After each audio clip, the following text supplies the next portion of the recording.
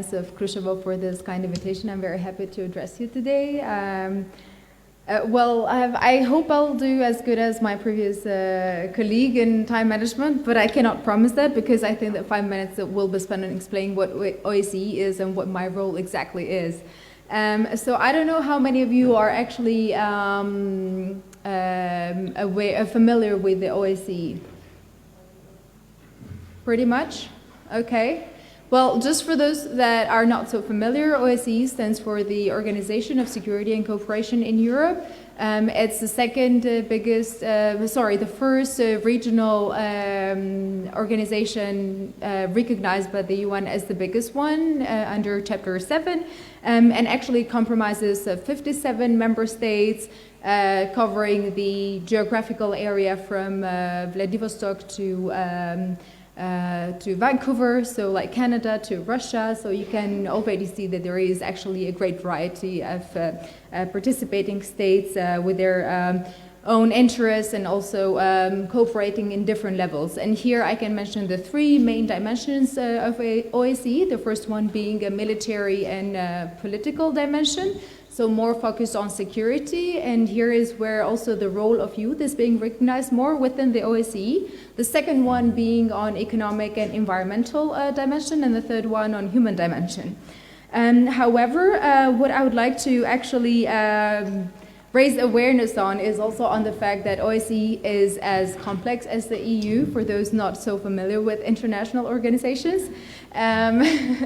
So, for instance, my role as OSCE Youth Special Representative on Youth and Security is actually a role within the Slovak chairmanship, which functions in a way as a troika, like the presidency of the Council of European Union. But here it's actually for 1 year, and there are 3 countries.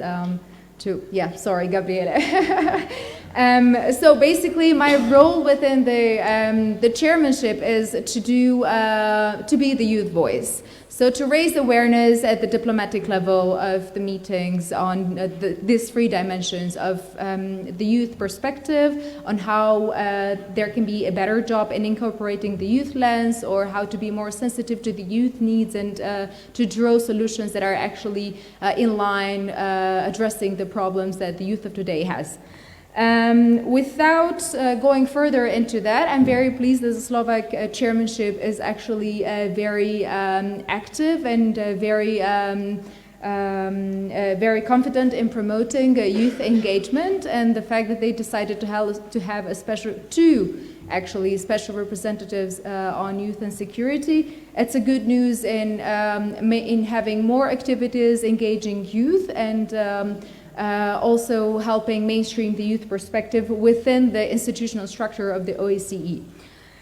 However, focusing more on the topic of today's panel, on youth of today, I want to also bring some statistics, like in numbers, where are we today, what is the youth engagement, and that being seen through the lens of the political participation. Unfortunately, when we talk about political participation, the immediate thing, especially in the Balkans, by the way, I'm from Albania, so the immediate thing that comes to our mind is the political engagement through political parties. However, this is a misperception because political participation is way bigger than that. For instance, an ODIHR research done in 2014 after consulting a big group of young women and men coming from the OSCE area, recognized 3 ways how young people can participate politically. And that is, for instance, informal way, which is also being said as voice. For instance, what we're doing today, like talking to each other and also networking or sharing social media. It can be semi-formal, which is a way of like influence, like youth NGOs do, or lobbyist group on the youth interests. And it can be also governmental or formal, the way that we're more familiar with, like voting whenever we're having elections or participating in referenda, etc. However, what we're seeing today is that young political participation is dropping. We're having a background of more freedoms, of more democracies all around the globe. However, this political participation is not being reflected via the youth engagement. And this is actually very sad to see, because young people are failing to translate their interest into the representation level. So, for instance, if we have other older generation participating in elections or in the formal way of political participation, that means that their interest will actually be reflected more in the decisions taken afterwards. So my point today would be to actually want to raise awareness on types of political participation of what I just said, and also explain to you the need for formal participation. And that brings me to the next point. For instance, nowadays we have 2% of world's parliaments under 30. So only like 2% of the parliaments all over the world have people aged under 30. And out of that 2%, only 2.2% are young women. So you can imagine the statistics of young women participating in political decision-making. And that compared to 1.8 billion young people in the world nowadays. So it's quite dramatic that our political participation is at such level, at the formal level. Only the Nordic countries is actually performing better, with 10% of people under 30 participating in parliaments. Another, for instance, statistic is that the global proportion of MPs has risen only 0.3% since 2016. And that is also a worrying trend. So if we want to actually have our interests and have our voice being articulated, we need to take the floor. And we need to lobby to take the floor, because most of the time, as I'm realizing, is actually very difficult to be granted that space. So that would be, for instance, the formal participation, but just by the fact that these statistics were drawn by an NGO, Interparliamentary Union, this is also an articulation of semi-formal political participation. So what youth NGOs are doing now, for instance, this conference today, is a semi-formal political participation, and I want to draw attention to that, on how important it is to engage young people in this process. For instance, other statistics coming closer to the region are coming from an Albanian NGO, which is the Civic Resistance, and they drew attention to the fact that 70.8% of young Albanians have never voted before, and 24 of them not wanting to vote in the next elections, and 70% not being convinced if they want to vote. That coming in a way because of the fact that actually 63.8% of them claims that politics at the national and local levels has not delivered on youth policies. So that in a way tells us that youth is not happy with the current situation, but actually they're neither taking the floor to change the situation.